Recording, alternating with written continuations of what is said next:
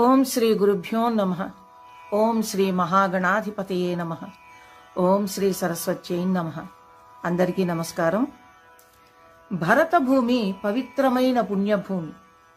ఇందు నైమిసారణ్యం సకల పురాణ పురుషులకు, మహాయోగులకు, మహర్షులకు నిలయమైనది. అందు సౌనకాది మహామునులు లోక కళ్యాణార్థం ఒక మహాయజ్ఞాన్ని చేయ తలపెట్టారు. మరి మహర్షుల జీవితమంతా మానవ శ్రేయస్సు కొరకే కదా. వారు సర్వసంగ పరిత్యాగులు, నిష్కాములు. లోక కళ్యాణమే వారి లక్ష్యం. తలపెట్టిన మహాయజ్ఞం పరిసమాప్తమవడానికి ఒక పుష్కర కాలం, అంటే 12 సంవత్సరాల కాలం పట్టుంది అని నిర్ణయించారు. యజ్ఞము నిర్విఘ్నంగా కొనసాగడానికి నైమిసారణ్యమునందరి గోమతీ నదీ తీరాన్ని యజ్ఞస్థలంగా ఎంచుకుని ఒక శుభముహూర్తాన మహాయజ్ఞాన్ని ప్రారంభించారు. ఆ యజ్ఞమును చూచి తరించాలి అని భరతఖండమందలి నలు దిక్కుల నుండి కూడా తపోధనులు ఎందరో వచ్చి యజ్ఞశాల సమీపాన నివాసం ఏర్పరచుకున్నారు. అందులో శతాధిక వృద్ధులు, సకల శాస్త్ర పారంగతులు, కోవిదులు, వేద పండితులు, బ్రహ్మ తేజస్సుతో విరాజిల్లే తపోధనులు, మునికుమారులు ఇత్యాదులు ఎందరో ఉన్నారు. అనుభవశాలురైన మునీశ్వరులు ఎందరో తమ తమ శిష్య బృందంతోనూ పరివారముతోనూ తండోపతండాలుగా ఆ యజ్ఞశాలని చేరుకొన్నారు. యజ్ఞస్థలము ఋషి పుంగవులతోనూ, మహర్షులతోనూ, వేద శాస్త్ర మంత్ర కోవిదులతోనూ కిటకిటలాడుతోంది. సకల లోక కళ్యాణార్థమై 12 సంవత్సరములు ఏకధాటిగా సాగే ఆ మహాయజ్ఞానికి సకల శాస్త్ర పురాణ కోవిదుడు పురాణములు చెప్పడంలో ఔపోసన పట్టిన దిట్టయగు సూత మహర్షి కూడా తన శిష్య బృందంతో వేంచేశారు. ఆ మహాయజ్ఞ నిర్వహణ కార్యక్రమాలలో నిమగ్నమైనారు. సూత మహర్షి రాకతో ఆ ప్రాంతమంతా సంతోష సాగరంలో మునిగిపోయింది. అక్కడున్న సమస్త జనులు సూతుల వారి ఆశీర్వాదముతోనూ పర్యవేక్షణతోనూ యాగము నిరాటంకంగా కొనసాగుతుంది అని ఆనందించారు. సూతుల వారి దర్శన భాగ్యం కలిగినందుకు అమితానందాన్ని పొందారు.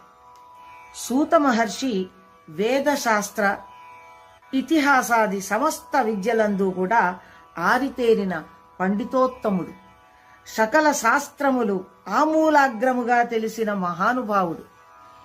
ఇవి అన్నయూ వారికి కరతలామలకములే. వారి ముఖ వర్చస్సు నుండి నిత్యము బ్రహ్మ తేజస్సు ప్రకాశిస్తూ ఉంటుంది. ఆయన నిత్య మందస్మిత వదనారవిందుడు. మేలిమి బంగారు పసిడి వర్ణంతో ప్రకాశించే శరీరము కలవాడు. అంతటి బహుముఖ ప్రజ్ఞాశాలి అయిన సూత మహర్షికి అక్కడున్న వారందరూ సాష్టాంగ దండ ప్రణామములు ఆచరించి ఆత్మీయతా స్వాగత సత్కారములతో ఆహ్వానించారు. ఆయనని వేణోళ్ల ప్రశంసించి, స్వామి, బహుముఖ ప్రజ్ఞావేత్తలైన సూత మహర్షి, మీ రాక మాకెల్లరకు ఆనందదాయకమయ్యింది. మీ రాక కోసమే మేము ఇంతవరకు వేచి ఉన్నాం. పుష్కర కాలము జరుగు ఈ మహాయజ్ఞ విరామ సమయములలో మీ నుండి ఎన్నో పురాణ గాథలని వినాలి అనే కోరికతో ఉన్నాము.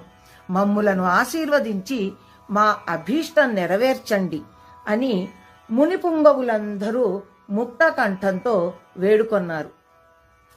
సూత మహర్షి కూడా సౌనకాది మునుల కోరికను గ్రహించి, జనులారా, లోక కళ్యాణార్థం ఇంతటి మహాయజ్ఞాన్ని తలపెట్టుట నాకెంతో ఆనందంగా ఉంది, ఆనందానుభూతులను కలగజేస్తోంది.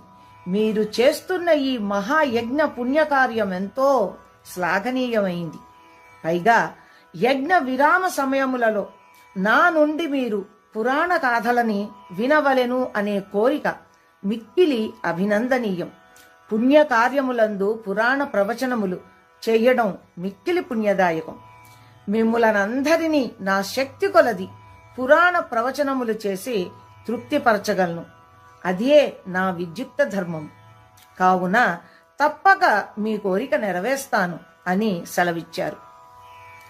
సంతోషించిన సౌనకాది మునులందరూ సూత మహర్షిని అర్ఘ్యపాద్యాదులతో పూజించి తగు రీతిని సత్కరించి ఉచితాసనంపై ఆసీనులను గావించి బహుముఖ ప్రజ్ఞాశాలి పురాణ పండితోత్తమ సూత మహర్షి ముందు ఎన్నో మాకు తెలియని పురాణ గాథలని చెప్పి మమ్ము ఆనందింపచేసి ఉన్నారు.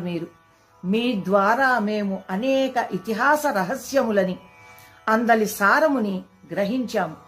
వీలైనప్పుడల్లా మీరు మాకు నీతి శాస్త్రములను బోధించుచూనే ఉన్నారు. అయినను ఇది ఒక అంతులేని సముద్రం వంటిది. మీరు సమస్త లోకాలందు సంచరించుతూనే ఉంటారు. కావున సిద్ధపురుషులైన మీ నుండి ఎప్పటికప్పుడు పొంగొత్త విషయములని నేర్చుకోవలెను అనే కోరికతో ఉన్నాము. కావున మాకు తెలియని విషయములు ఏమైనా ఉన్నచో విరామ సమయములలో వినిపించవలసింది అని ప్రార్థిస్తున్నాము అని అడిగారు. సౌనకాది మునులందరూ పొంగొత్త విషయములను వినవలెననడి కోరిక వెళ్లబుచ్చడంతో సంతసించిన సూత మహర్షి వారితో ఈ విధంగా అంటున్నారు. ఓ సౌనకాది మునులారా, మీ మనస్సులోని కోరికని గ్రహించాను. మీరు వినదగు నాకు తెలిసిన పురాణ కథలని నా శాయశక్తులా మీకు వినిపిస్తాను. ఇట్టి మహాయజ్ఞ పుణ్యకార్య సమయమందు ఇటువంటి పుణ్యకథలు చెప్పుట వలన నాకును వినుట వలన మీకును పుణ్యము కలుగగలదు. కావున నేను చెప్పునది శ్రద్ధగా వినండి, తరించండి అంటూ ఈ విధంగా ప్రారంభించారు సూతులవారు. సూతులవారు పురాణ ప్రవచనము చేయుటకు అంగీకరించినందులకు మునులందరూ సంతోషం చెంది ధన్యులమైతిమి స్వామి అంటూ సూతుల వారి పాదములను కండ్లకద్దుకొని పురాణ పురుష పద్మ పురాణాంతర్గతమయ్యున్న మాఘమాస మాహత్యమును వినవలెననడి ఉత్సుకతో ఉన్నాము. కావున మాకు మాఘమాస మాహత్యమును ఆ మాసమునందు ఆచరించవలసిన విధి విధానములను ధర్మములను వినిపించి మమ్ములను ధన్యులను గావించండి స్వామి అని వేడుకొన్నారు. తపశ్శాలురగు సౌనకాది మునుల అభీష్టం మేరకి సూత మహర్షుల వారు హృదయానందభరితులై, ఓ మునులారా, మీ కోరిక సరి అయినది. అతి ముఖ్య విషయమునే మీరు అడుగుతున్నారు. మాఘమాసము ప్రారంభము కాబోవు సమయములో మీరీ కోరికను కోరుట ఎంతో సమర్థనీయమైంది, సమంజసమైనదీను. మాఘ పురాణం వినుట ఎల్లరకు శ్రేయోదాయకమే. ఈ మహాయజ్ఞ పుణ్యకార్య సమయమునందు మాఘమాస మాహాత్మ్యమును వినిపించు మహాద్భాగ్యము కలిగినందుకు నాకెంతో సంతోషంగా ఉంది. సావధాన చిత్తులై వినండి, ఆలకించండి అని. ఓ మునిశ్రేష్ఠులారా, నేను రోమ మహర్షి కుమారుడను, వేదవ్యాస మహర్షికి ప్రియ శిష్యుడను. నా తండ్రి సకల శాస్త్ర కోవిదుడగుటచే ఆయన వద్ద నుండి నేను సకల శాస్త్రములు అభ్యసించాను. అదియుగాక వేదవ్యాస మహర్షికి ప్రియ శిష్యుడనైనందున నా గురువుగారి దయవలన నాకబ్బిన జ్ఞానమునంతటినీ పదుగురికి పంచిపెట్టి పరమాత్ముని సన్నిధిని చేరవలననే కోరికతో ఉన్నాను. ఆయన దయవల్లనే మీరడిగిన ప్రశ్నలన్నింటికీ జవాబు చెప్పగలవాడినైతిని. ఇవి పుణ్యకథలు, సకల లోకములను తరింపచేయును, సర్వశుభములను వసంగును.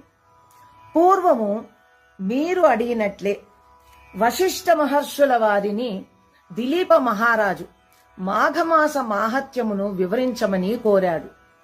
కుల గురువైన వశిష్ఠుల వారు చెప్పిన దానిని దిలీప మహారాజు శ్రద్ధగా ఆలకించి తరించాడు.